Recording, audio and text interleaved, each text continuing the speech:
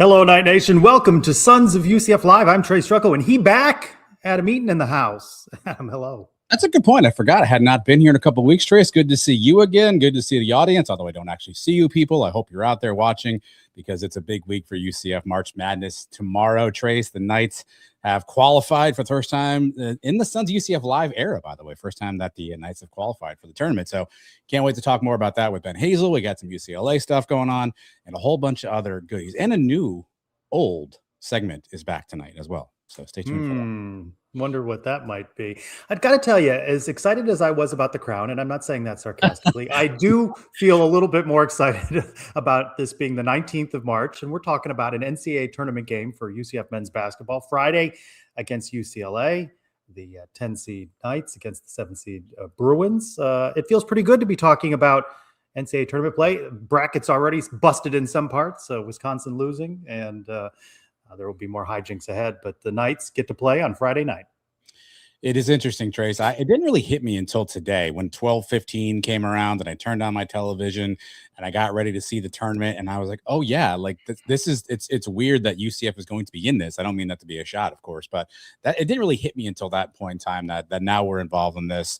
Then you see the press conference with Johnny and he's got the March Madness stuff behind him and the players are there. And then you kind of realize the reality of what this is as you're seeing teams play and hoping that obviously UCF has a good showing too. So it should be fun as the Knights take on, I guess, are we supposed to do this, by the way? The Knights are taking on California, Los Angeles. Is that how this works? Yeah. Are we supposed to pronounce the name? It's literally their name, Trey. So I can't wait for the Knights to play California, Los Angeles here on a Friday night. I don't think you're going to hear that reference anywhere but here on the Sons of UCF Live. UCF. Men's basketball departing from campus on Wednesday. Players and Coach Dawkins met with the media Thursday. Let's hear from Coach Dawkins on never having doubt in this team, believing that this team could get into March and Madness. First, I definitely thought we played to what our team's capabilities were. We believed in our team from the summer on. We felt we had a group that was capable of competing in our conference. And then we didn't let the noise distract us. We didn't let the fact that, people didn't pick us, as a tournament team, didn't pick us high in our conference. We didn't let that distract us from our overall mission. I think a lot of times you can, hear those things and that becomes your reality. We didn't let, the naysayers, predict what we were going to do and that become our reality. We just say, hey, we believe in ourselves, we believe in our team, and we're just going to keep fighting. And we took that approach, and we never, wavered. We talked to our team a lot about, in this room, we understand we're capable of doing certain things. Let's not let, anything outside distract us from our overall mission, and that's finishing as high as we could in our league and playing in the postseason. As we've talked about on Around the Kingdom, Sons Live, the special that we did on Sunday following the bracket reveal, UCF plays at its best with the chip on its shoulder, a little engine that could, and hopefully they've regained some momentum now heading into the tournament. It's hard to know what's always coach speak, Trace, and what's reality, right? But Johnny's right about one thing. We all sat here, 8 months ago and said, I don't know about this team. Who are these guys? Devin Cambridge is 42 years old. Like we were doubting all that stuff. And if he actually brought his team in the room and said, I know what we have here, and I know that we can go out and do accomplish some great things, then kudos to Johnny and that staff for having that belief and instilling that belief. I assume that's what every coach is supposed to do. I don't know if they always believe it, but I think it's absolutely fantastic that 8 months ago, we didn't think this team had a shot of doing anything. And here we are, to your point, on March 19th on the eve of a tournament berth. And you do have to give Johnny, that coaching staff, these players credit for putting it all together and making it come together. And if Johnny kind of led the ship and said, let's lock the doors, let's all put our hands in the middle and commit to doing this thing, then good on him and good on the players for coming to fruition on all that stuff. Friend of the program, Chris Boyle, Daytona Beach News Journal, already on site in Philadelphia, reporting in the paper and online that expecting all the Knights to play. And, we saw Devin Cambridge at the podium today, as well, famous folks. John Bowl, who we last saw leaving with an upper body injury, a chest injury. Jamichael Stillwell left campus in the boot, but that has been part of his permanent footwear while on the court. He was born with that. I don't even know anymore. Yeah. Let's hear from Devin Cambridge on what this may mean for the growth of the program. I would say it means a lot. Like in our gym, you don't see too many banners, especially championships. So that's been our goal all year, to win a championship. You know, we missed out on the regular season. We missed out on Big 12. So, you know, this is our last chance to go and get that. And we have the group to do that. We have a bunch of hard-nosed dudes that's coming to prove themselves. And like I said, we're going to try to be 1-0 every game. You know, we got 6 games to make that happen. And, yeah, it's going to mean a lot.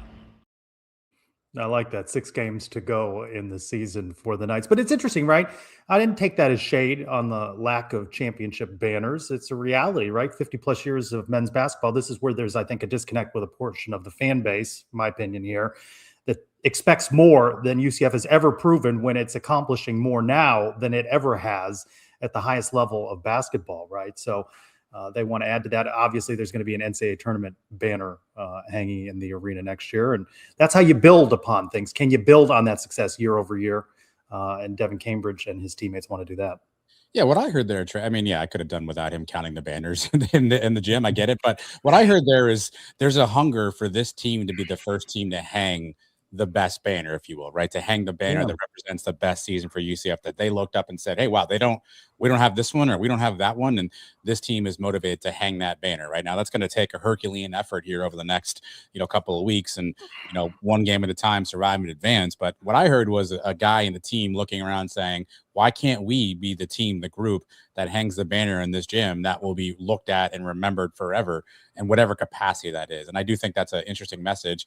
And I think Cambridge is really an interesting X factor too. He's the veteran. I know I joked about his age. 7 years, I believe he's played college ball. So he's kind of the 5th most games ever played at the collegiate level. He's kind of a veteran. So perhaps he's that veteran presence trying to bring these guys together to kind of tell them this is what this means. I assume he's out of eligibility, right? So I assume there's probably, I don't know. I assume these days, maybe there's some motivation to his younger teammates around. This doesn't happen all the time. Let's embrace this opportunity. Let's embrace this moment, and let's do what we can to hang the banner in this gym that the future teams at UCF look at and talk about our team. Themis Folks as well knows the importance of this for the legacy of this season's team. We understand how important this is, how big this is for the community. We're playing for something bigger than ourselves, legacy, everything. But at the end of the day, we're blessed to be in this position, and we're going to try to take full advantage of it. We're not going to think too much into the future. We're trying to look back on this and be like, we had an amazing time, and we know that a banner is going to be risen in the gym, and we can look back and talk about this forever. We're going to be talking about it, as we have since the Bracket Reveal Show Sunday, Pegasus podcast, Around the Kingdom, now Suns Live, and we've got big coverage planned for Friday. We've got Andrew Jericho en route to Philadelphia. He's going to be splitting coverage between Knights 24/7 and the Sons of UCF, and a new member to the team, Sam Foth. How about that? He's visiting family just outside Philadelphia, messages me and said, I haven't even done anything for you guys yet. Do you need some coverage? Yeah, we need you at the arena for this NCAA tournament game. We'll have a pregame show. What's that, 6:30 we plan to go live? Yeah, I think 6:30. Try to do an hour before tip time. Obviously, sometimes tip times get a little bit delayed based on the game prior to, but Suns Live, 6:30.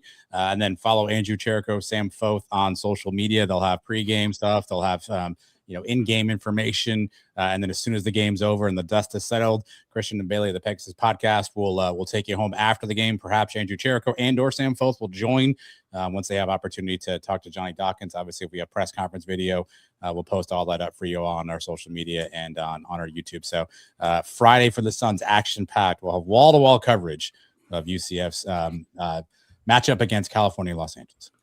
Andrew Jericho already planning to stay through the weekend in anticipation of a Sunday game and the Knights moving on. Of course, UCLA stands in the way, perhaps, of that. Let's talk more about the Bruins with Aaron Heisen. He is part of the SoCal News Group coverage of UCLA Bruins. Welcome into Suns Live, Aaron. Hey, guys. Thanks for having me. All right. Good to talk with you. Let's begin here. The Mick Cronin experience. What's that like for Bruins Nation? I would say that there's two sides to it.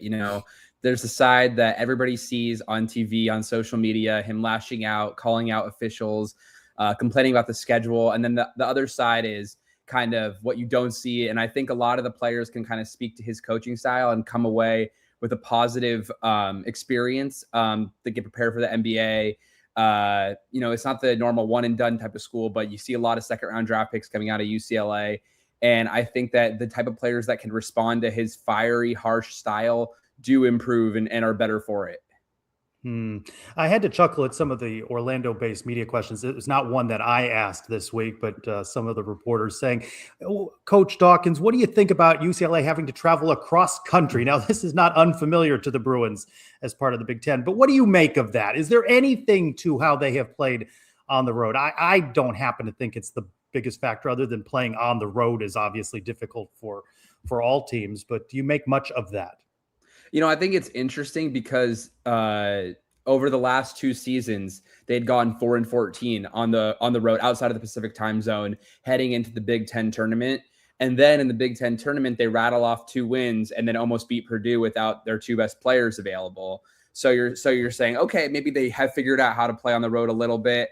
I think it's kind of like you meet the moment, and some of those regular season games, it's the slog of the season. You're going one game in Minnesota or one game in Penn State can be kind of tough, but I do think there is something to be said for going on the road. And I think that UCLA fans are a little bit nervous about having to go to Philadelphia for a pair of games. So I do think there's a little something to be said. But when Mick Cronin was asked about it in the press conference before the UCF game, he said that we're ready, we're prepared for it. So I think they've kind of maybe figured something out, but I do think it could be a challenge. And obviously, Donovan Dent, Tyler Bilodeau get a ton of the headlines for this team, but five guys averaging double figures for the Bruins. Talk a little bit more about this collective offense of the Bruins. I also saw a stat that there's 317th in offensive pace, yet they have 5 guys that score in double figures. So tell us a little bit more about this Bruin offense. Yeah, I mean, I think you guys really started to see it kick off and get better when Sky Clark returned to the lineup and they started going kind of with that 3-guard look with Donovan Dent, Trent Perry, and Sky Clark, really spacing the floor, running a lot of pick and pop with Tyler Bilodeau, who's one of the best shooters at the 4 position. He shoots 45% or better from the 3, and he's 6'9". So I think that's really helped spacing the floor and just getting their 5 best players on the court for the most minutes. And then, like you said, the pace, that's been really interesting because you bring in a guy like Donovan Dent who runs up and down the court and is really good in transition. But the whole thing was like, is Mick Cronin going to let him play freely? Is he going to let him do that? And he has at times, but, he's really kind of tempered that transition down and made Dent a really good half-court point guard. And that's been an interesting transition. I think that's why Dent struggled earlier in the season. He was trying to learn how to play at Cronin's slower pace. But now that they've kind of figured that out, they're kind of getting what they want and they're taking care of the ball at the same time. So I think that's what's made them really lethal. Now that they've learned to play in the half court with one another and they're getting the shots they want, it's tough to guard. Aaron, this time of year, obviously everybody's a little bit dinged up. I know Bilodeau left the Big Ten tournament. UCLA saying, of course, everyone's available, everyone will play. Any updates? Anything further on the health and sort of the health level of this team coming into the game on Friday? Yeah, it's interesting because the Bilodeau injury looked really bad right away because it did kind of look non-contact. And the sources that I was talking to right away were like, oh, doesn't look like anything bad. So that was good to hear for him because, right away I was like, oh, that's scary. It's a non-contact knee injury. But then, they did some quick imaging and they're like, he's good. But then a few days later, it was like Bilodeau needs more time than Dent, which confused me because I was like, okay, I think he's the one who's ahead of schedule. So it looks like they're both going to be good. The thing that would concern UCLA fans is that a big part of Donovan Dent's early season struggles were injuries to his lower body and specifically his oblique. Now, that's not what he injured this time, but he struggled to play while managing injuries. So I wonder if that can, play a factor again. Now he's trying to manage a calf strain while playing in the game. Even if he is 100%, it's, maybe you're not as confident going up for a layup because you don't want to re-injure yourself again. So I do think more for Dent than Bilodeau, it could be an issue. Bruins with 23 wins, when they're playing their best, what will Knight fans see from the Bruins? I think you're going to see a team that takes care of the ball on offense and runs really sharp sets. A really good pick and roll team with Bilodeau and Dent, really good pick and pop team. And then on the defensive side, this UCLA team is not as athletic as the UCF team that I've watched. But when they're good on defense, they're communicating, they're playing as a team. Cronin's tried a lot of zone this year, which is really different than he has in past seasons. I'm sure you watched him when he was at Cincinnati. He didn't run a ton of zone there. But he's done that this year because they just don't have as much athleticism and talent on the defensive side as they have in the past years. But when you see a good UCLA team, it's just connectivity on defense, helping one another out, kind of making up for that lack of size, lack of athleticism. And that's what they've been doing the last few games, is just really been connected on defense. Conversely, 11 losses. What's the Achilles heel here? How can you beat UCLA? How can the Knights advance? What will have to happen for UCF to move on in this one and knock out the Bruins? I think if UCF throws the first punch, it would really throw UCLA off. The games that UCLA has lost is when they just completely lose the physical battle. You saw that when they went to Michigan and got killed by Michigan and Michigan State. And then when they played Michigan State again, they threw the first punch and they took the fight to Michigan State. So I think UCLA is really talented. I think they have the talent to go up against teams like UConn and Michigan State. But when they're thrown off their game physically, they can struggle. Aaron, how deep do you expect UCLA to go on Friday night? It looks like 9 guys averaging double digit minutes this year. Any thoughts of how deep they'll go on their depth and sort of what the bench might look like for them on Friday? I think you'll see redshirt freshman Eric Freeney play 10 to 15 minutes, maybe a little bit more. They really like his defense and rebounding from the guard position, and that allows them to continue with that 3-guard lineup even when they go to the bench, and he's merged late for them. I think you'll see Brandon Williams, another redshirt. I think he's a redshirt sophomore off the bench. Those guys kind of bring toughness. So I think for sure you'll see 7 guys play, and then maybe an 8th, whether it's Steven Jamerson or Jamar Brown. Jamar is kind of a 3-point shooter, but hasn't really been hitting his shots as of late. So I think maybe you throw him in there, see if he hits his first one, and then go with it or not. Steven Jamerson, I think this could be a game for him because UCF is really athletic, and then he could help protect the boards. But I think 7 real players, then maybe just an 8th here or there for UCLA. I also saw, Aaron, that UCLA is in the top 10, I believe, in turnover ratio. They don't turn the ball over a ton offensively. How or why? What's this offensive system like that allows them to take care of the ball so well? Well, I think you guys mentioned it, the pace. Mick Cronin hates turnovers. That's I think up there with the schedule and officiating as one of the top things that he hates. So I would say he's really coached that out of Donovan Dent. Donovan Dent averaged 2-to-1 turnover ratio last year. I believe it was 6.3 to 3.1 turnovers. And this year he's at 7.5 assists and 1.9 turnovers. And the ball's in his hands 50% of the time. So if he's not turning it over, then it kind of correlates to UCLA's overall numbers. But I think the pace, like you guys mentioned, and just being comfortable in that pace now is really important to that turnover margin. And at the same time, UCLA knows it's not going to win the rebound battle in most games. So if you want to be there on the possession battle, which is really important to Mick Cronin, you have to win the turnover battle. So I think he's really just drilled that into the guys, and it's like, if you turn the ball over, you're going to find your butt on the bench with Mick Cronin. So I think they just don't want to do that. So I think that's what's happened. Besides being an outlier geographically in the Big Ten, what is Cronin's chief complaint regarding scheduling? I think this is actually a fair point that he's made. And I've covered the team for 3 seasons, and the first 2 years in the Big Ten, it's happened twice, is when they'll play 5 of 6 in a row on the road, and then the game that they come back to play at home is that team's second game in LA. So they've already been in LA longer than that UCLA team because they're coming back. So it's almost like another road game because you're traveling back to play a team that's been in a city. That's happened at the same exact time 2 years in a row. Basically so basically in the Big Ten, you played 2 conference games really early in the season within your first 10 games. And then you don't play for another month, and then you restart the Big Ten schedule. And when they've restarted the Big Ten schedule 2 months into the season, that's happened to UCLA twice.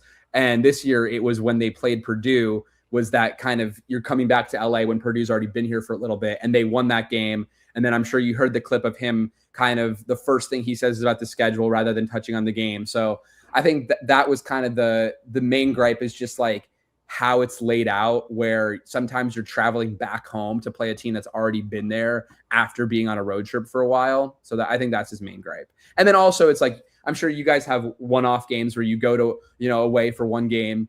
For UCLA, those one-off games where you're going to Minnesota rather than going up to Colorado when you're in the Pac-12.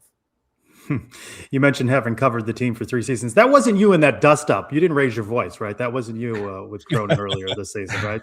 It's funny because I have like some friends who like know that I covered the team, and so when they see Mick on social media, all they do is just like listen to see if it's my voice asking the question. And in this case, like some of them sent me, they're like, "Is that you?" And I was like, "Wow, you think I'd ask that stupid of a question? Like, no, come on." But I unfortunately don't get to travel with the team because I'm a freelancer who covers it. So I wasn't in Michigan State for that. No, that was not me. I have asked my fair share of questions that Mick has not liked, but that one was not me. Aaron, how many any thoughts on how many fans you think will make the trek out to Philly? I know air travel not exactly humming right now, but any ideas how many fans may make the trek out to Philly? Well, half my family's in Philadelphia, so I told them they got to go to the game, but I don't think they will because they're on the older side. My dad's like parents. But I do think that I think Philadelphia is a big enough city where there's probably people who went to UCLA that live there and people making the trek. But I do think it'll probably be 70-30 UCF. I'm not sure. I mean, they're not even filling these stadiums anyways for the regional games. I'm watching the games right now. The one in Portland, it's pretty empty. So yeah, but yeah. Aaron, what's the fan base's expectation for this team in this tournament? Do they think UCLA can be a Final Four team? Do they think they can be an Elite Eight team? What do you think the fan base expects UCLA to do in this tournament? Well, coming into the season, the guys were talking about, making a national championship run. You get the number 1 transfer in the portal in Donovan Dent, and that really kind of raises the expectations. And then that kind of like dipped down during the season when they're struggling. But I do think that the fans are pretty optimistic because they've seen this before in 2022 or 2021 when UCLA made a Final Four run as an 11 seed. So I think they're open to anything. They think anything can happen once you get in the tournament with Mick Cronin. So I think that they do have pretty high hopes for this team.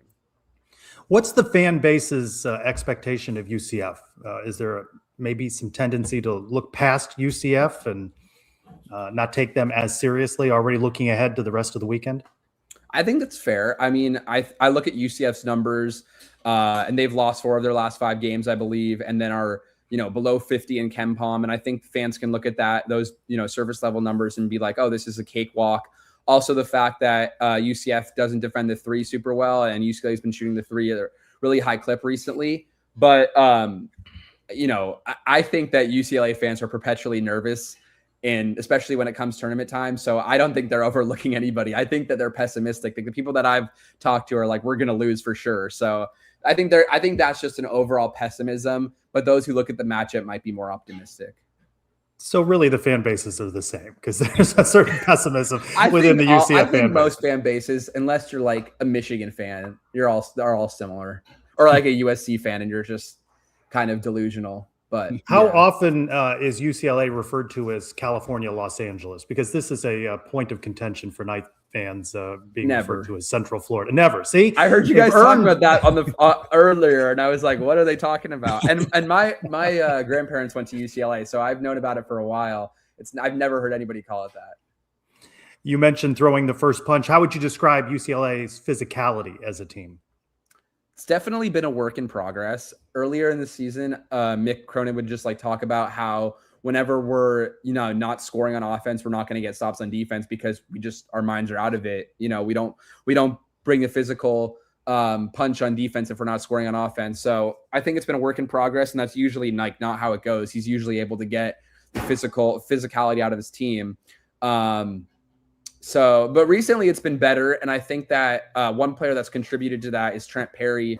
Not because he's super physical, but just because he brings an energy to the game, and I think that kind of motivates the other guys.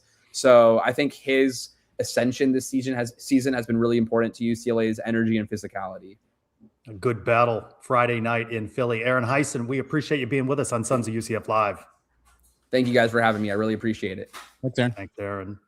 All right, Adam, what do you think? Knights have their work cut out for them, right? UCLA is the 7th seed. They're battle tested from the Big Ten, hitting the threes, and we've seen UCF at times struggle defensively to stop 3.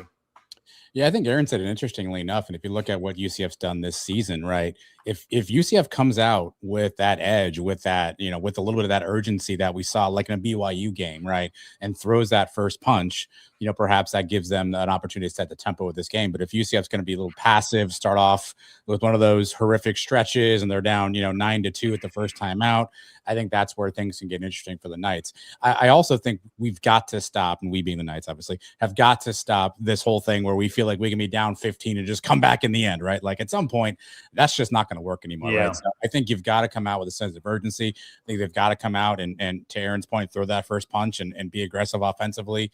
Have that sense of urgency, not look a little lackadaisical. Have everybody kind of connected defensively and kind of let the chips fall where they may. You said it earlier. I think that the Knights are best positioned when they're the chip on the shoulder, when they're the overlooked team, when they're the team that everyone assumes, whatever team this is going to beat UCF. They've typically risen to the occasion on that this season. We've seen that a couple of different times. I'm curious to see, will that same mentality happen on Friday night? Because if they can come out hot, get a couple threes, get some stops defensively, do they set the tempo?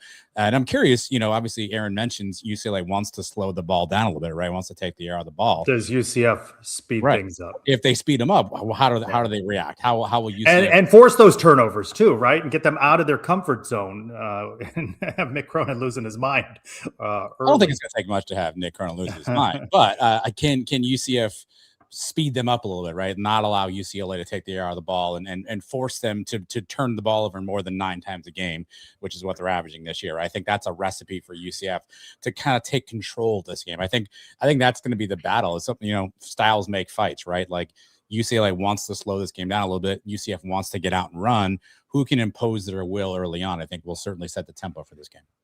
I mean, it's fair to say, right? UCF knows that they're the underdog in this one, right? That the coaching staff is going to play that up. It is more likely UCLA looks past UCF because it may not have that same brand name that UCLA does, right? They're looking ahead to the rest of the weekend in some ways. As much as Mick Cronin is going to have them ready, how can a kid not say, "Oh, we could be playing Sunday, we could be playing UConn"? Where I don't think UCF is quite in that mindset.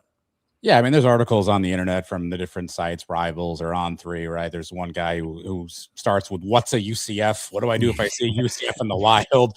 Right? So I think there's probably a little bit of an overlooked perspective. Aaron talked about some fans think this team has the ability to go deep in the tournament, right? To do that, and they think you have to win the first one. So I do think that there's probably an element of folks looking past UCF, but that almost bit Duke today, right? Looking past Siena, right? That certainly bit Wisconsin, looking past High Point. So perhaps, UCF can come in there and give California, Los Angeles a little run for their money. Of course, we'll have Andrew Jericho, Sam Foth on site Friday for the game. Matt Murschel, the Orlando Sentinel, already there, had a one-on-one with Athletics Director Terry Mohajir, asked the question about Johnny Dawkins and contract extension, and quote from Mohajir to Matt Murschel, "We'll talk to his representatives. There are several different scenarios that we're looking at, short-term extension or long. We're going to look at some different options." So things are being considered by Terry Mohajir. A lot of word salad there, but there's conversation. And this, of course, also is what Johnny Dawkins wants to do at this point in his career. Yeah, certainly the two sides have to come together and have conversations. And obviously, I think in both situations, let's let this season play out, right? We have a tournament run in front of us. Obviously, that comment by Terry is a tad nebulous. They're thinking about something. Maybe we'll do something. There's this. Could be long-term, could be short-term, could be tomorrow, nebulous could be right now. But gotta talk to my people. You talk to your we'll people. Call this guy and he'll call this person. So we'll see how that shakes out. But I assume that if Johnny's focus is all dead ahead on what's happening on Friday against California, Los Angeles.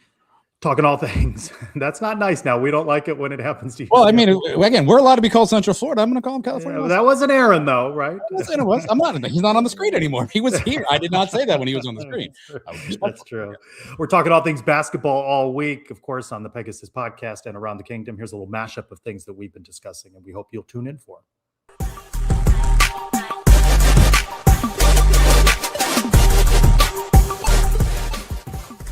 By the way, if you go on Twitter, UCF advanced very far in the bracket someone made based entirely on how scary the mascot would be to a child. Well, thankfully, I mean, that's funny. I wonder how far it would have gone, how far UCF would have gone if they used the old Nitro. Might have won the whole thing. Just the faceless. The faceless one. Gaping black hole Yeah. Nitro. I think that Nitro might have won. safeties and nickels breakdown, huh?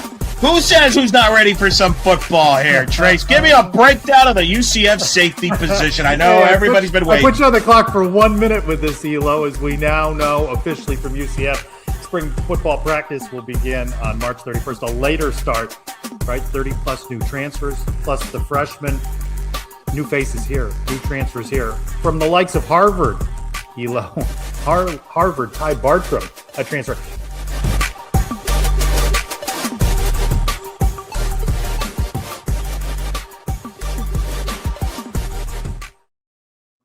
Rest assured, we'll get some football talk in on this show as well, but we continue the basketball talk. We bring in ESPN Plus basketball analyst Ben Hazel to continue our coverage in the ramp up to the night's NCAA tournament appearance against UCLA. Ben, welcome in. Glad to be here. Vibes are high. I'm super excited. Can't wait for tomorrow. Now, I'm correct, right, that you were in the view party with the team on Sunday. What was that experience like being on the inside? It's exciting, right? Like the vibes, everybody's there just cheering the guys on. Like it's just a great time. Everybody eating, the food was good. Terry was there, everybody showing the love that, I think these guys deserve. So hopefully they took it with them to Philadelphia. Team left Wednesday, on-site Thursday. Chris Boyle, Daytona Beach News Journal, saying guys at shoot-around and practice, looks like everybody's going to give it a go on Friday. What's your sense of where this team is heading into this game with UCLA from a health standpoint and maybe from a momentum standpoint? I think they're as healthy as they can be, which is all 100% momentum our way, right? So I think they're, we're going to put our best foot forward. We're going to have all the guys available. I don't think you'll see anybody limping or gimpy.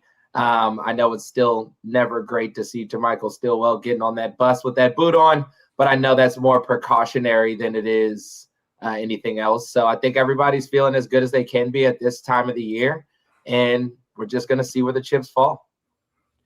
But I want to kind of nerd out a little bit on some inside stuff, right? So UCF finds out about 6:10 Eastern that they're playing UCLA, right? What happens next? Are staffers running to pull film? Are they up all night trying to get scouting report? Like what happens next? Obviously you don't know who you're going to play, right? So what's that next 24 hours look like from a coaching staff perspective as they kind of try to prepare this team? Yep, that's first things first is pretty much everybody just goes straight back to their computer. So I know after the selection show for a lot of people, it's the media, it's the hype, but for Coach Dawkins, I pretty much just, I'm killing time until I have to go back into the office.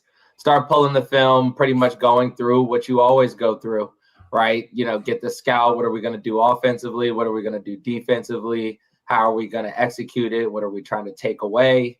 Where are their weaknesses? What do they mess up? Stuff like that.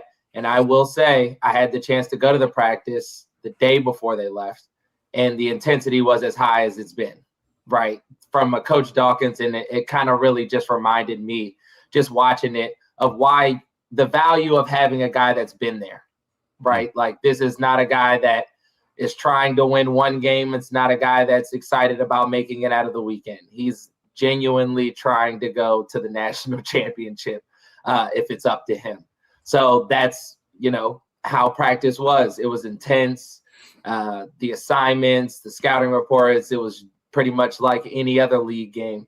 So I know these guys are going to be locked in. Coach Dawkins and crew let it be known that, the goal is never just to show up. We're going to go in there and we're going to fight. So I think that's exactly what we're going to see on Friday. Let's talk tactics for a second, Ben. You mentioned the scouting report. How much do you think UCF or any team is willing to kind of change what they do, right? Like, obviously, you have your bread and butter. You know what you're good at, but you may see some weaknesses in the other team. How much are you trying to get away from what you do best to exploit that? Or do you just say, hey, we're going to run our stuff, and within our stuff, we know the areas that are weakest, and that's where we're going to attack? Like, what does that look like tactically from a coaching standpoint?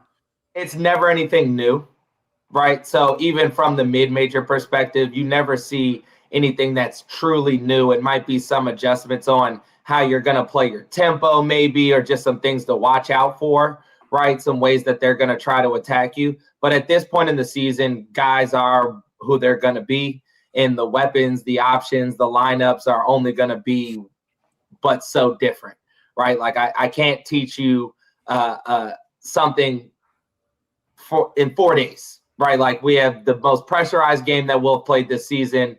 I can't expect you to digest anything other than what we've been doing and really just rest on our laurels. And one, that it's been successful in one of the best conferences in the country. And two, we have enough talent to compete with anybody.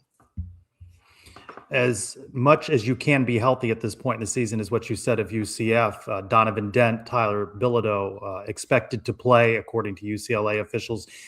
They're out on the court. What will that mean for UCF? What do you make of those matchups with those guys?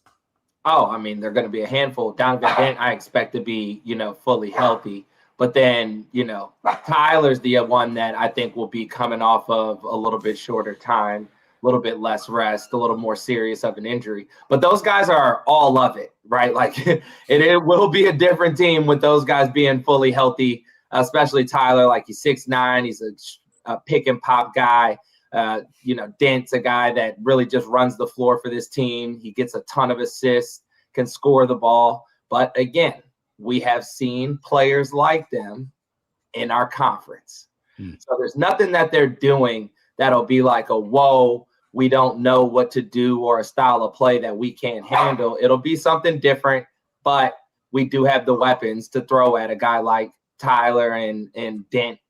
We have some players and we have some options that I think can really cause them some trouble. The Adam Eaton stat of the week is that UCLA is 326th in pace. When you hear that number, what do you think it means for what UCF wants to do on the court? Well, you got to really look at how they've played recently, right? Like, I know they tend to slow things down, and that methodical play is something that they do, or is a style that they like to play. But with the guys that they have and the number of people, the balanced scoring, they're a team that, I don't necessarily say, hey, you just start running them up and down and they won't necessarily know what to do. They're a team that does like and knows how to score in the half court, and I think that's more of a result of the Big Ten and just the style of teams that they play in that conference. But they're really talented, right? Like, they have a lot of skill across the board. They have a lot of scorers. They have, 5 double-figure scorers on the season. So they have a lot of threats. And even when Tyler went down against Michigan State, they did win that game, right? Like, they had people step up in his place. They helped them finish it off. I mean, they had a rough next one. But, this team does have talent. I think this is just going to be par for the course for what we've seen in the conference. The same thing that TCU saw, a close down to the wire game in their first game. I expect the same thing. Ben, who is your X factor for this game? Mine is Jordan Burks. I feel like we're due for a little bit more consistency out of Jordan Burks. Do you have an X factor, somebody that you're kind of circling, saying, hey, I need to see something out of this guy this weekend? Yeah, I think the 2 X factors would be a Jordan Burks and then a Chris Johnson. I think those 2 guys are guys that potentially, when, as far as a player is concerned, when you're looking at matchups, you brought it up earlier on, is that you don't have as much time to get familiar with guys on an individual note. Of course, you have some guys that you'll be able to see, but I think of Jordan Burks, depending on the clips that the coaches put together and try to emphasize to take away from him, he's a guy that can have some things that I think might slip through the cracks, and he'll still be able to exploit them in that game. And I think Chris Johnson the exact same way, right? Like, he's a guy that's extremely talented, comes in with the second group. I think people might tend to view him as a second group type player, but we know that he is capable of kind of blowing up for a few points here and there. So I think those are 2 guys that potentially could, have an impact, but it's always going to come down to, you really want your stars to show up. We really want Riley to have one of those 25, 30-point games on Friday. And how important are guys like Devin Cambridge and Themis Folks? They've both been around a while. They've played in this tournament. Obviously, Devin Cambridge, 7-year player. How important are they, not just on the court, but in the locker room as the team's getting ready for this game? How important is that sort of veteran presence and leadership going to be for the rest of the group? It's huge, especially like a Devin Cambridge who's seen basketball at the highest level, especially at his time at Texas Tech. So he's a guy that can really keep the guys focused on, hey, we're not just coming here, again, reiterating what coach has already said, right? Like, we are not just coming here to win 1 game. We are coming here to win 2 games and then get to the next weekend, right? And then when you talk about on the court, these are going to be some of the more physical games that we could play over the first 2. We got UCLA and then, the winner of UConn, and I'm not sure who they play against, but I think that lets you know who I think. I think that explains a lot of right. But you have two really physical teams, right? So you're going to have two physical teams potentially, and you're going to need that all able bodies, especially size-wise, available over these next few games. But their leadership off the court is just an added bonus, and I think it's just going to continue to show its value like it has, I think, even during the season. We've seen John Ball grow throughout the season. What do you want to see from him? What does Coach Dawkins need to see from him on Friday? Rim protection. Rim protection, dominate the paint, and just energy and effort. Like, that's the number one thing. I know the scoring has been an added bonus, you know, the little floaters and catching and finishing. Those are all great. But what we really need him to do is be a huge presence in front of that rim and just rebound and play strong. If he can play comfortable and play free, right, like we've seen him do at the later parts in this season, if he can do that, I think he'll shine on Friday, and it'll be a good coming out party for him to the world. You mentioned Riley Kugel earlier. Besides, say, not fouling on a 3 attempt, what else do you want to see from Riley? Obviously, you'd love to see a high-scoring game, but what else are you looking for from him that you'll know his game's on Friday? Yep, it's the little things. It's going to be on the defensive end. If we can get that little extra effort out of Riley on the defensive end, if he can have one of those games where he's given us 7, 8 rebounds as well as the scoring, and he can kind of, I mean, ideally he can make those independent of each other. But if he can give us that full, complete game, I think the world, you know, another person that'll put the world on notice, like, hey, I'm an extremely talented guy. You know, I've had, you know, some things here and there, but I can definitely play this game. All right, Ben, time for Adam's potentially dumb question of the week. I think this is going to be the largest gym UCF's played in this year. Does that factor in at all, just the sight lines? I know there's a shoot around today. Does that factor in at all the fact that it's kind of a new surrounding and they haven't been in a building of this size with that backdrop and everything else that goes on in the arena? No, I don't think so. I mean, if we were a mid-major school, then yes, potentially, right? That's typically where you'll see a little bit of a difference going from sometimes your smaller kind of high school style gyms to your big arenas. But for them, I don't think it'll be that much of a difference, right? Like, they've played in enough places. They've seen enough arenas. They've played in enough hostile environments, neutral sites. Like, they've seen all the different types. I think they should be able to adjust and just kind of get right to it. This question comes from the audience. Our good friend JP Gilbert wants to know, says, it seems like defenses are now focusing more on Themis folks. What does UCF have to do to either unlock him a little bit and or leverage the other guys in the court to be more effective? Well, that's the thing. We're playing UCLA. UCLA, we don't necessarily know which way they're going to try to take Themis out of the game. I don't think there's going to be anything special that you're going to be able to predict early on that they're going to do to try to take him out of the game, just because they've never seen Themis and we've never seen them. It's hard to take guys out of games when you've never seen them, right? So I don't necessarily think there's going to need to be any adjustment to be able to get Themis, you know, especially looks early on, getting comfortable. I think there's going to be a feeling out process, but I hope that we in that process are being extremely aggressive.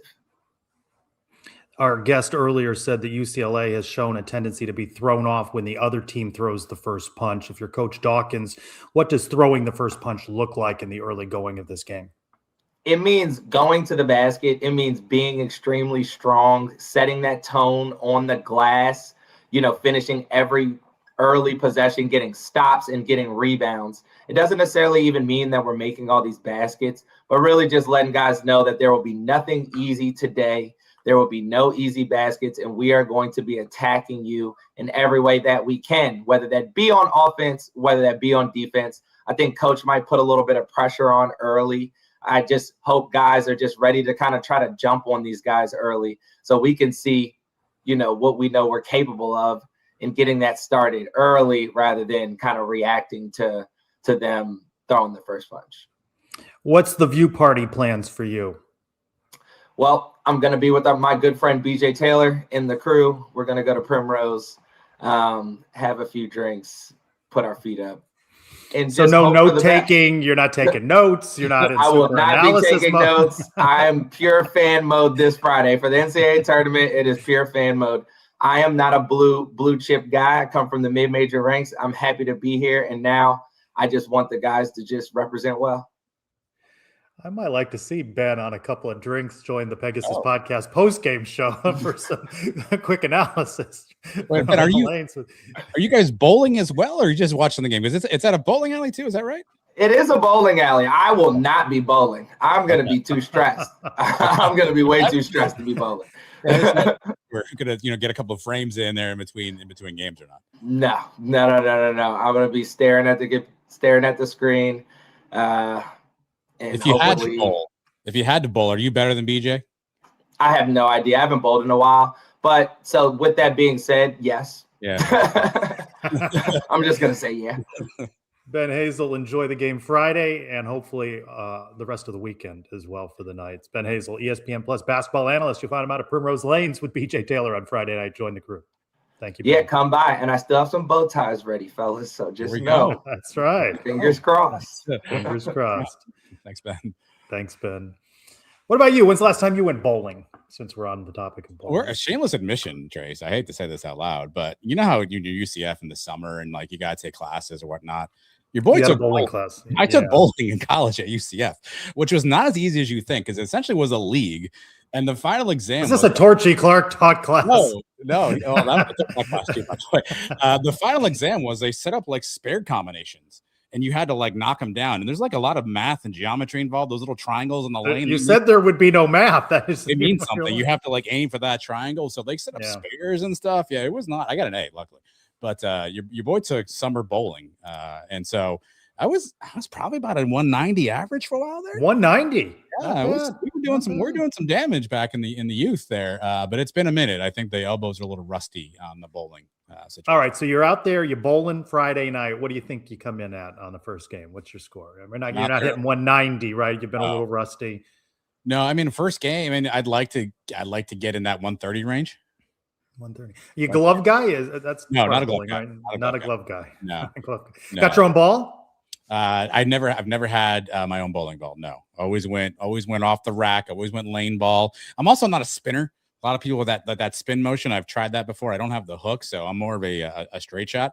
But it's all about rhythm. It's like a free throw shooter. That's why I think Ben would actually be good at bowling. It's about rhythm. It's a free throw shooter, right? You get to your spot, you take your steps, you get your move in there. I think Ben's short selling himself. He's also a golfer, so it's the same concept. Like you get over the ball, you get your rhythm in. I think Ben, although I guess BJ is also a basketball player, but I assume Ben's a better golfer than BJ.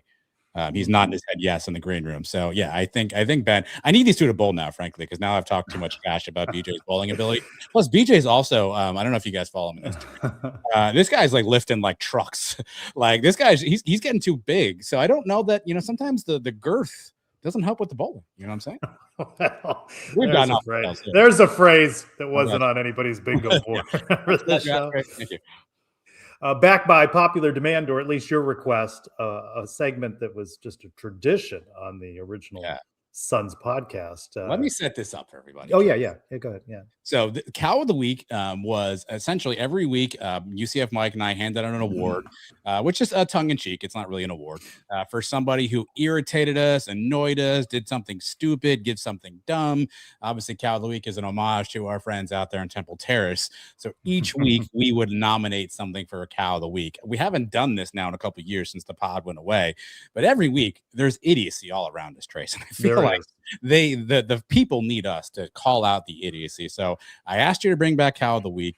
You have obliged me in bringing back cow of the week. So this is what this will be, hopefully week in and week out. So if you're new to cow of the week, this is what you're going to get. Cow of the week, Trace Trelko. I always let Mike lead off first. So I'm going to do the same here. I'll be hospitable here as a host. I will let you lead off first, and you tell me what you have as cow of the week. Can we also clarify that I have come prepared, unlike UCF Mike, who would ask you, what are some things? What are some nominees? What are you doing? What am I doing? I didn't know we were telling show secrets here. UCF Mike would often ask me prior to me hitting record, what's my cow of the week? So I didn't know we were sharing. So you always had to come with two, at least. Yeah, I actually had to have a list, and we all just kind of picked through one and whatnot. Yeah. All right, my cow of the week is Big 12 Commissioner Brett Yormark. The glass court. This is a big fail. Big fail. Themis folks called it out. This team would have won the Big 12 tournament had they not played on a glass court. Well, Themis didn't say that, but he'd like a redo, as I'm sure the Knights did when they fell to Arizona. But it was too gray to begin with, and slippage on the court. And what was wrong with hardwood courts? I understand they want to integrate graphics in there. It was embarrassing retreat for Brett Yormark. That's a big fail. That's a cow of the week. What I'm confused about is, to your point, you had this technological court and you made it gray. Like there was nothing cool. Maybe if you were in the arena and you could see it, like when they're doing intros and stuff, it looked pretty cool on TV. No, I'm sure it did. People have raved about how it looked on in the arena. TV, it did not pop. And so, I didn't understand it either. At least do something cool if you're going to do that. It did not pop on TV. I also kind of low key feel bad for the entire women's tournament who had to play the entire tournament on that glass court. And then we get to the finals of the men. You're like, oh, never mind. Y'all don't like this. We'll switch this up. That does. Now we don't like it. Now we're going to change it. We're not going to change it before. You just want to hit that sounder a lot. I do one more time. That does feel a little cow of the weekish to me. Here's my cow of the week, Trace. And it's I guess it's NCAA. It's a math problem that I don't understand, right? This past Tuesday and Wednesday, we all got to experience the phenomenon that is the first four, right? That's the play-in of that, right? And when we bookend this thing, Trace, we go to the final four, right? We bookend with the first four and the final four. Right. Here's my problem. The first four is 8 teams. So it's first 4 games, but at the end, it's the final 4 teams. How did we get from first 4 being 8 teams to final 4 being 4 teams? The math isn't mathing for that. You said, Adam, there would be no math. Well, this is easy math. This is easy math. I can do 4 or 8 minus 4. I can do that one. Yeah. So the first 4 is referring to games, where the final 4 is referring to teams. I don't understand the math on that. I don't think we've thought this first 4 through. Has it lost its luster? Do we need the first 4 anymore? No, it's going to be more than that. They're going to add a whole bunch more. Let's not, because then you'd have a 16 and 15 Auburn in the tournament right now if we went to 72 or 84. No. Would be. We don't need to expand the tournament. It's fine the way it is. It's a great day of basketball today, a great day of basketball tomorrow, through the weekend as well. We don't need to add a 16 and 15 Auburn to the mix just to make things more fun. So maybe that's my cow of the week. Everything that I just said there is my cow of the week. That's a fair cow of the week. Reminder that the Sons of UCF basketball coverage will be in full force on Friday, a pregame show at 6:30. We've got Andrew Jericho doing double duty with Knights 24/7 and the Sons of UCF. Sam Foth joins our team. He'll be there at the arena as well. And then the Pegasus podcast crew, Bailey and Christian, with a postgame show. So we've got it covered. Hopefully a strong performance by the Knights carries us in for coverage all weekend long. We want to keep this basketball thing going, Adam. Of course, though, it is going to be time for spring football, which comes at a very odd time, end of March. It's official now. On3 reported it a couple of weeks ago. We will have UCF football head coach Scott Frost on that Tuesday, March 31st, addressing the media addresses a couple times, about halfway through at the end. Thursday, April 2nd, defensive coordinator Alex Grinch. We get the coordinators and the coaches' assistants once each. There won't be any sort of media day situation. They'll address the media on their particular day. And then Friday, April 3, offensive coordinator Steve Cooper. So it's coming soon. And your favorite part of the show, as it was Eric Lopez's favorite part of Around the Kingdom, is that our brief discussion as we continue our position group breakdowns on the safeties. Stock safeties, right? Safeties and nickels. I'm most excited about Ty Bartram, the Harvard transfer. I like a good Ivy League guy. Harvard, or because he actually played football? No, I don't know anything about the football just yet. I'm just excited about the Harvard a year after Cole Kozlowski came in from Colgate. I feel like we can ride that train, mine some talent out of the Ivy League. I like these smart guys. Learn the playbook. That was an old George O'Leary thing. You like the smart guys. They knew the playbook. It's helpful to know the playbook. Look, I'm most excited about Jaden Williams potentially coming back. For those who don't remember, Jaden Williams, FAU transfer, made a huge tackle in that first game against Jacksonville State to essentially stop a 4th down. Knights got the ball back, won the game there. Ended up with a hand injury throughout the season. Didn't play much. I believe gets a medical redshirt now, comes back to the Knights.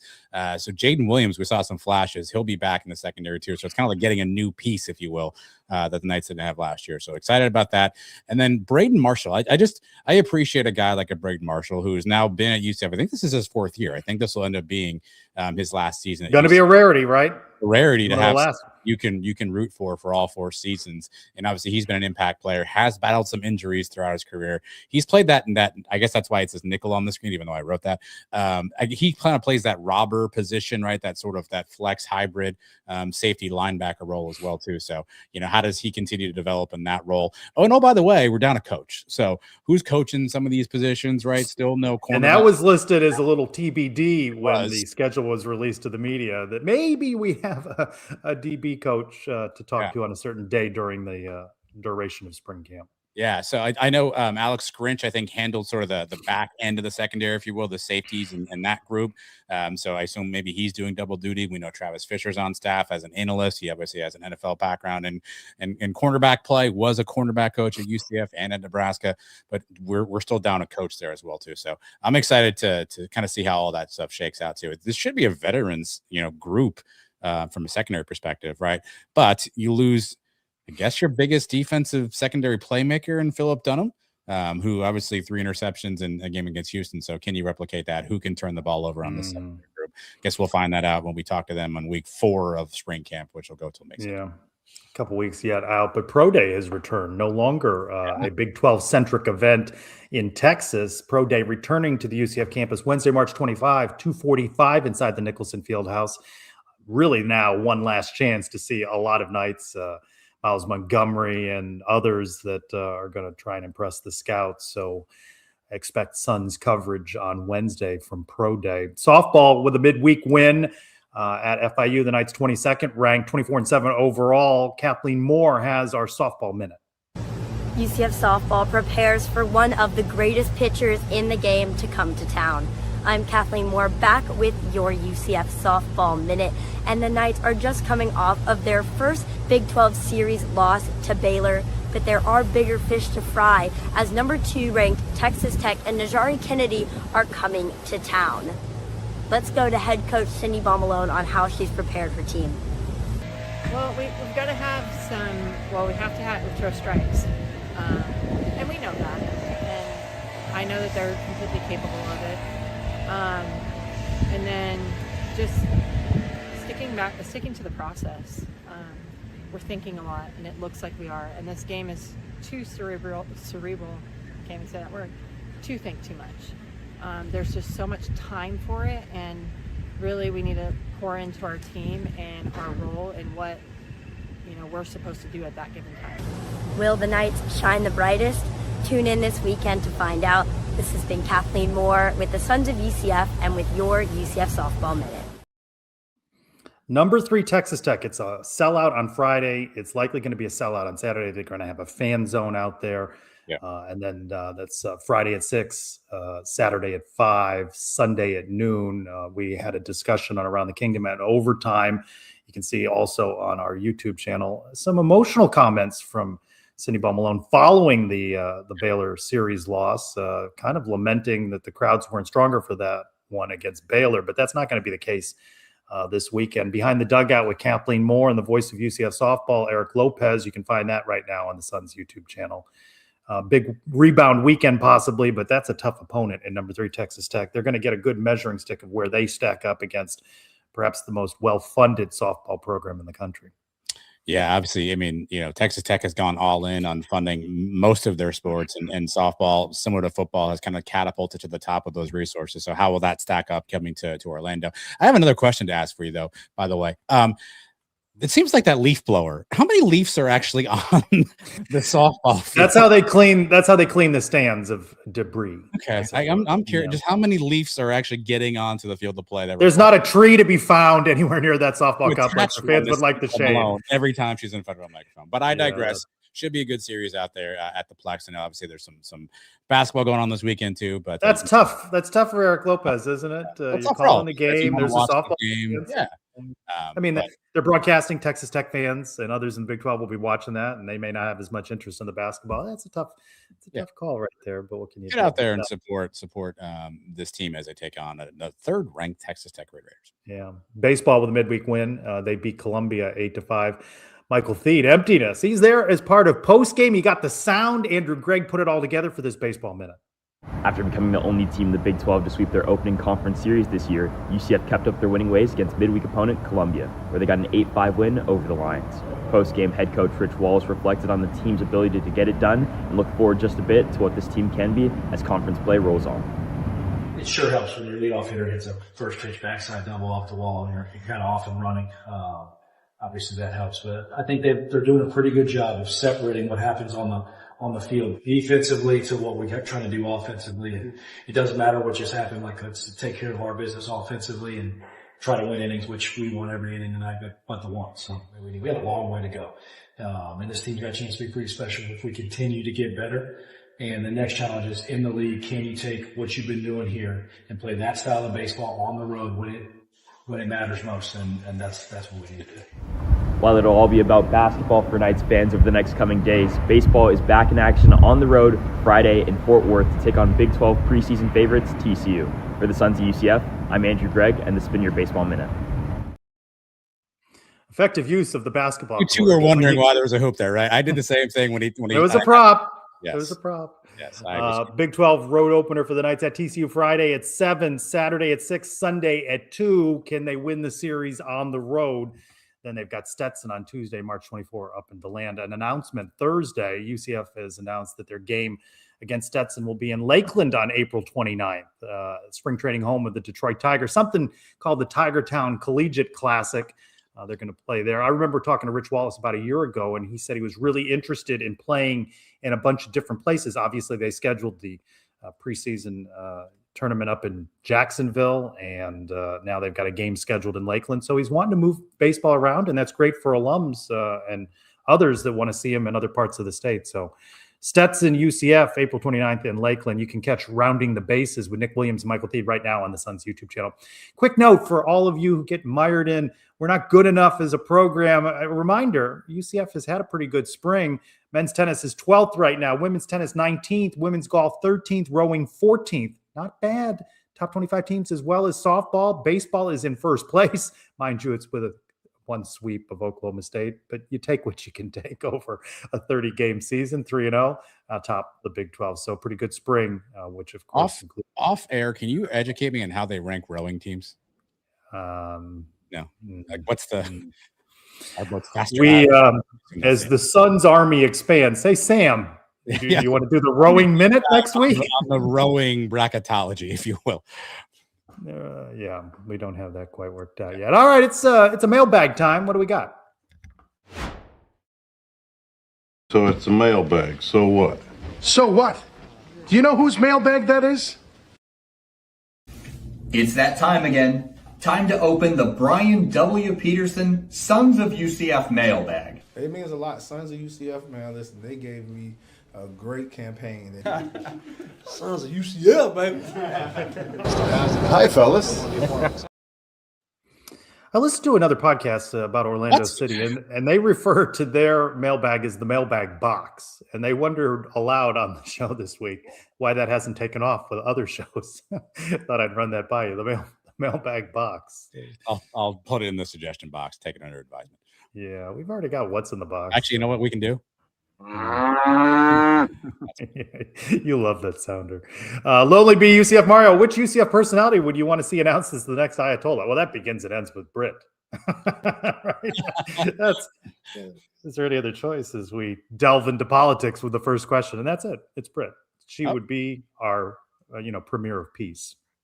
I was going to go Brian Peterson, previous experience running a diverse kingdom here. So Brian, and plus, I think tax season has him vexed, so maybe he needs a bit of a break. I mean, this job might be easier. I don't know. I'm not quite sure all the job responsibilities here. I have not seen the job description for this particular role, but it may just be something easier for Brian. I don't know. How much do you think his hair has grown out during tax season? I mean, he just doesn't leave his office. It's just he's got the long locks right now, right? Well, that's what happened last year, right? He came back looking like a 80s soap opera heartthrob. So I don't know what's happening next. The night UCF on Blue Sky. Will UCF iron out the offensive inconsistencies before the dance talking about men's basketball? The Knights have shown only glimpses of being elite. That's interesting, right? They better. I hope they do. Because if not, it's going to be a tough ride. Look, I think Ben mentioned it. You need Riley Kugler to kind of step up, and you need some of those X factors. I think Jordan Burks to me is a huge X factor for the Knights. Yes. Also, a softball question from this emailer. Should we be seeing more investment into softball facilities, et cetera? That's probably the best team on campus when it comes to winning each and every year. They could use an upgrade in facilities. And I know that's being talked about behind the scenes. Yeah, obviously, I think, Eric Lopez told us this on Around the Kingdom or Overtime. UCF's the only team in the Big 12 that does not have a video scoreboard. And alums are coming back 20 years later who played here, and it's the same scoreboard they had when they played. So it's probably due for a bit of a spruce up. Plenty of leaf blowers available, but perhaps plenty of those. Leaf blowers go towards the new scoreboard. I don't know. Yeah. Scott Liner, what % chance would you give UCF basketball to win on Friday? 50-50. Line's about, 5.5, 6? 50-50. Yeah, I think if the right team shows up, I think UCF certainly has the ability to be a dangerous team. And so let's go 51-49 just because I want to be a homer. Upbeat UCF. How far do you have UCF in your bracket? I feel like they can win against UCLA. I think it obviously is a challenge if they advance to play UConn. Well, there's only one rule of brackets, Trace. That one rule is you fill out 2 brackets. One when your alma mater wins, and then one which you really think is going to happen. So I've got a bracket where UCF's winning it all, and then I have a bracket where they're making it to not the Final Four. At Love Not War 311, are you more excited about a possible civil conflict, a war on I-4? Well, that's out of play, right? Because the Cows dropped their game against the Cows. Or Duke payback game in the madness. Cows are not the pasture. I'd love the civil conflict. Do you think the civil conflict gets brought up at all? Should that be the matchup on Sunday? No, they're not bringing that up at all. On where? On social media? Absolutely. No, on the broadcast. No, God, I don't think our good friends Steve Lapis and Andrew Catalan have any idea what the civil conflict is, nor should they, by the way. At UCF Cart Wrong Dawkins, vindicated, he titles his post. At worst, this is a top 3 season in men's basketball history. We will continue to debate that around the kingdom, something that felt probably pretty improbable when we entered the Big 12. As far as UCF fans go, interest is at a relative high. So the obvious question is, who's UCF's second starting linebacker this fall, which I think encapsulates a lot of Knight Nation. We're interested in this basketball thing, but we're ready to get going with spring camp. Clearly he missed the show where we did that great breakdown of the UCF linebackers. So we did linebackers already, yes? We did do linebackers. You may not have been a part of that. You've been MIA the last couple of weeks. I may have been MIA on that show, so I don't know. We may have missed that one. I apologize. And that is the mailbox. As we've mentioned a couple times during this show, we hope you'll tune in for our extensive Sons of UCF coverage. Andrew Jericho, Sam Foth will be in Philadelphia for the game on Friday. We've got a pregame show at 6:30. We've got a postgame show with the Pegasus podcast. And, I've dubbed him Rolling Thunder because we are graced. I don't know if you're allowed to do that. We're graced by one Andrew Jericho. Andrew, explain to the audience, where in the world are you as you're making your way to Philadelphia? I think I'm on an Amtrak somewhere in the middle of South Carolina. I think that's right. I don't know. I can't even tell you. Guys, the Wi-Fi here is terrible. Do not ride train if you need to do a Zoom call. It's terrible. Don't do it. Okay. But I'm here. I'm on the way to Philly as we speak. What time did the train leave? Where did you leave from? I left from Winter Park at 12 p.m. What's your ETA into the city of brotherly love? I'm looking at 9 a.m. right now, so it'll be a quick. I'm gonna be here for a while, guys. It's not about the destination; it's about the journey. Or somebody said something like that. This is a tremendous effort on your part to get around TSA checkpoints at the airport. You're not wrong. I'm scared. Somebody, can you flash that? What was on the screen there? Andrew, you might not be able to see it. Matt Dolan, he's driving the train. Officially the A train. Adrian, what's the food and beverage situation on this luxurious Amtrak you're on? I bought a giant Jersey Mike's sandwich. I've been living along that for a while. Okay. Giant Jersey Mike's. I got a extra large bag of Lay's barbecue Lay's. Okay. That's my go-to, and I have 6 waters. That's my situation. Oh, have you run into any other Knights fans on the train? No, not at all. People don't. Not much going on the spring. How full is this train, Andrew? How many people would you say are on this train with you right now? One gentleman in front of me. We have empty seats to the right. I'd be directly. It's kind of funny right now. It's directly. It's kind of Interesting. Would you call it a full train? It's a full house. I think Like, we're what are we losing doing the here? wife. This is fantastic. Andrew, what are you expecting from the Knights? We're looking Chris at Boyle reporting the Wi-Fi is failing. Well, This may be he's better. rolling Listen, through South Carolina. The Wi-Fi is failing. We're looking at around 60% capacity. 60%. We're still talking about the trade. Trying to get a basketball question in here. Oh, yeah. We're fascinated by the trade. What's your keys to victory, Andrew, for the Knights? Keys to victory. Thank you.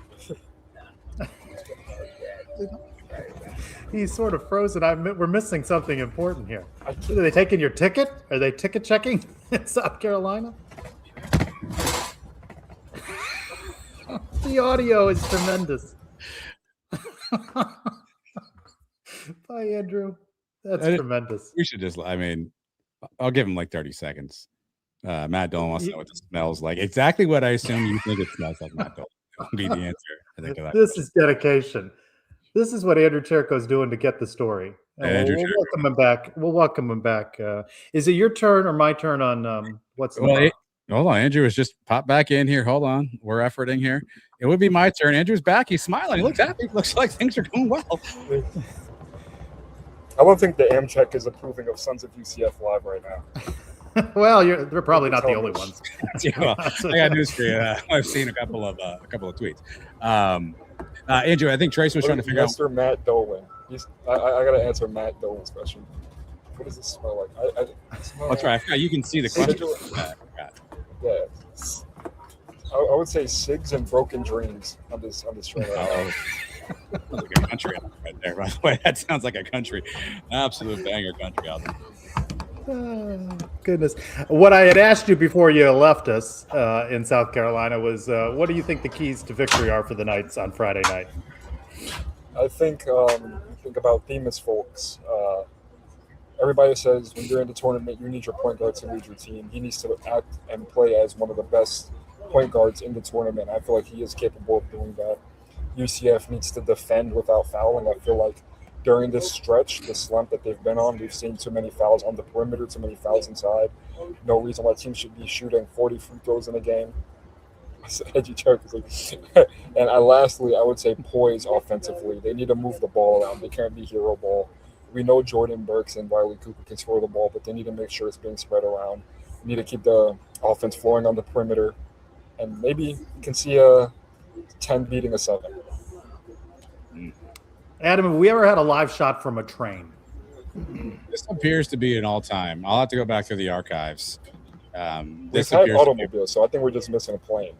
We've had automobiles, planes, very challenging. Yes. Who do you identify more with, John Candy or Steve Martin? Oh, I think I answered this question. I think more of a Steve Martin guy. Steve Martin was a prop comer. Yeah, well, if we if we do Sons of fun. UCF in the morning live, we'll check back in with you at dawn, Andrew. I'll be here at 6. 6 in the morning. Andrew Jericho on his way up to Philadelphia via Amtrak. Let's take a little Nat sound of the train rolling along.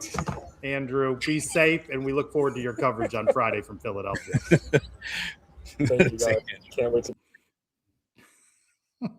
That is tremendous. I like Matt Dolan. Is he driving the train? It's called the A Train. I think Sigs and Broken Dreams is a legit banger country album title right there. This is free publicity for anybody out there starting a music career. It needs an album title name. Andrew Jericho has just given you a golden opportunity here. Oh, that's tremendous. All right, back to what's in the box. Was it your turn to ask a question? Or it is indeed my turn. Well, I haven't been here in a couple of weeks, so I assume you asked while I was not around, Trey. So yeah, we covered it.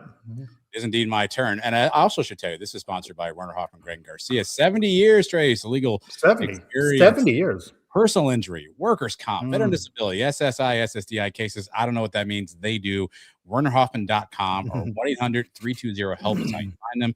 Michael Hoffman is your guy. If you need help there, call him up. Tell him you said you heard about him on the Sons of UCF. Trace, here is the What's in the Box question. Mm-hmm. In what situation is honesty not the best policy? Everyone always says honesty is the best policy. Let's be honest.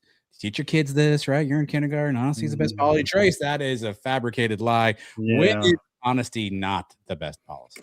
Yeah, I mean, I think if you're having dinner at somebody's house and they ask you how the meal is, you're gonna say it's great. I think if significant other female asks you how the shoes look, the dress looks, the hair looks, everything looks great. I don't think there'll be any level of honesty necessary there if things don't. Do I look fat in this? I think is a must lie. No, yeah, that's a must lie situation. Yeah, I think. If you said off the top of the show, did you miss me? Yeah. Okay, interesting. I don't think I asked that. Did I ask that question? No, but just to clarify. Yeah. Okay. So if someone's like, Trace, did you happen to catch episode of my if Bailey's like, hey Trace, did you like the podcast this week? Is that what are you doing? Well, there are two versions of the Pegasus podcast. There's the better episode and the less good episode. When they mention me, both Bailey and Christian will get some sort of message. Great show. And when they don't mention me, it's just a show. So I'm honest with them. Okay. Okay. Is there a profession out there? I've long maintained that if you are an airline pilot, all you're doing is lying the entire time. That's your entire job. Nothing. Oh, yeah, there's more going on up there than they're letting on. It's true. A little bit of turbulence. That's not good. Coming in. Like nothing that guy says in the microphone that you can't hear is true. Is there another profession where you're expected to lie and people just accept it? Yeah, I think airline pilot is where I'm at. Train conductor. Train conductor. Is there a conductor in that train? This is a naive question. I'm very uneducated on the transit systems in this great country of ours. Is there someone driving that thing? Is making all the stops? What's going on up in the is there a steering wheel? How does this work? Do you know? He's Batman, is what he is. He's making all the stops. Kept bringing the buzzer, Trace. That one says yes. I don't know. I asked 4 questions. I guess he asked all of them. I'm not really sure. So someone is driving the train is helpful. Is there a steering wheel? Is the other question I have. And is somebody do you think doctors lie or maybe are more soft in their approach? Maybe they don't tell you as dire as something. Maybe they candy coat something or soft it a little bit. What do you think? I always feel like doctors have to give you the worst case scenario. So you walk in with a hangnail, like, listen, it could be cancer. And you're like, it's just a hangnail, doc. But he tells you that just in case there's something else wrong. So I feel like doctors are on the opposite side. Go and stop, no steering. Just hitting a button? Could I be a trainer? There's got to be a conductor, though, right? In case they needed to stop. What kind of training do you need for this? If I'm just hitting a button, can I train? There we go. Training. If I go tomorrow, can I drive this particular No, you need more training than just showing up tomorrow. Though I'm pretty sure if you showed up for TSA tomorrow and decided to work for free, they'd put you to work right away. I saw Philly close down 2 security gates. Fort Lauderdale had a bunch of issues. So if you're traveling to the game on Friday, Godspeed to all of the Knight fans out there, because it looks like it could be a bit of. How about our UCLA guest saying he expected it to be 70-30 UCF? I don't think he knows about Knight Nation's traveling basketball party. They sold out 200 tickets. What does that mean for the UCLA crowd? Let's not start basketball party talking again. Well, maybe California, Los Angeles fans aren't going to travel out there. It's a long trip. What's your position on Philly cheesesteaks? Are you pro, con? Do you like that Milan? You're all right on that. Pro Philly cheesesteak, yeah. I don't like a lot of onions, light on the onions, but pro. I told you all this, I think, recently. My work purposes often had me in Philadelphia. And so I went out with a bunch of folks who are from the area.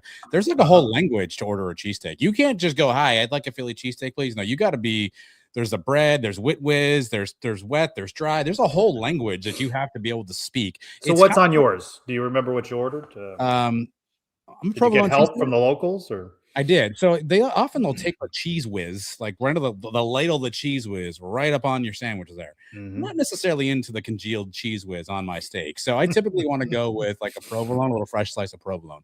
But they congeal that cheese whiz all over that thing, man. They'll just keep ladling that thing on until you tell them not. No, you don't like grilled onions or not a lot? Not a lot. I don't like the pungency of an onion. It's not necessarily my thing, pungency. Is anyone still watching this, by the way? Are we still on? Is this thing on? Matt Dolan is.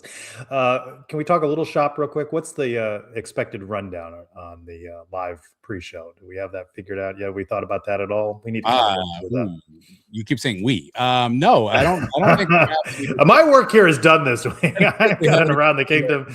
Strategy planned out. Listen, I'd love to, if there are fans out there that want to hop on and share where they're watching the game from, what this means to them, DM us, send us a message. I'm happy to sort of invite the Knight Nation in to kind of share their thoughts, their memories. So if you're out there watching the game, maybe you're at a watch party with your friends, with some fellow alums, let us know where you're at, and love to have some people come in.